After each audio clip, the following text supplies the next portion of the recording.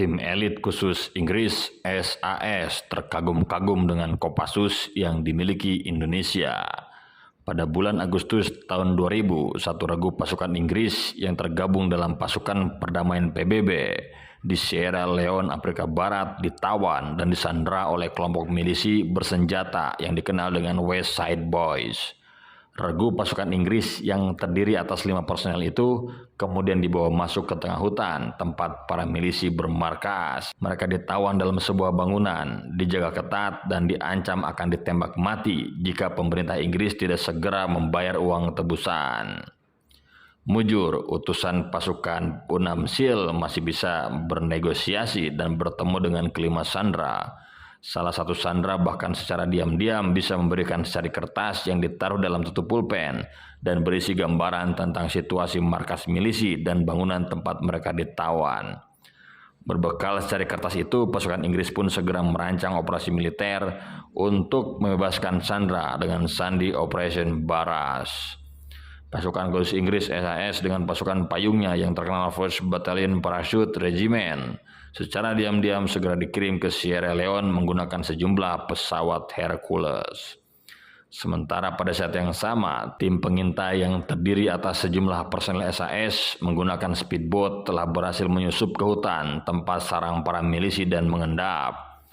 Tim pengintai SAS ini dilengkapi senjata lengkap dan alat komunikasi canggih yang bisa menyadap pembicaraan pada jarak puluhan meter.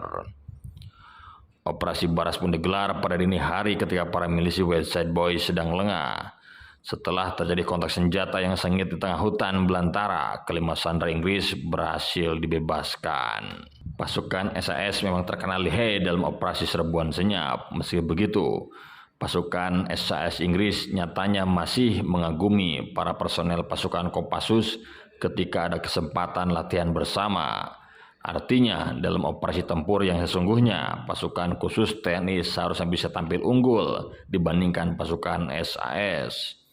Sejarah membuktikan sejumlah pasukan SAS pernah ditembak mati dan ditawan pasukan RPKAD di hutan belantara Kalimantan ketika berlangsung konflik Indonesia-Malaysia.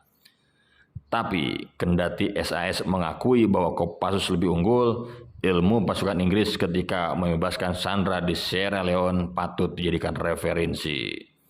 Terutama ketika harus membebaskan sandera yang ditawan di hutan belantara, harus tahu lebih dulu kekuatan dan posisi musuh, tempat sandera disekap, ketersediaan heli angkut pasukan, tim pengintai yang sudah berada di wilayah musuh dan sekaligus jadi pemandu, kesiapan pasukan pelindung, ketersediaan logistik, bisa menyerbu sasaran pada saat yang paling tepat, dan sebagainya. Apalagi pasukan khusus TNI Kopassus punya prinsip tempur yang luar biasa. Lebih baik pulang nama daripada gagal dalam tugas.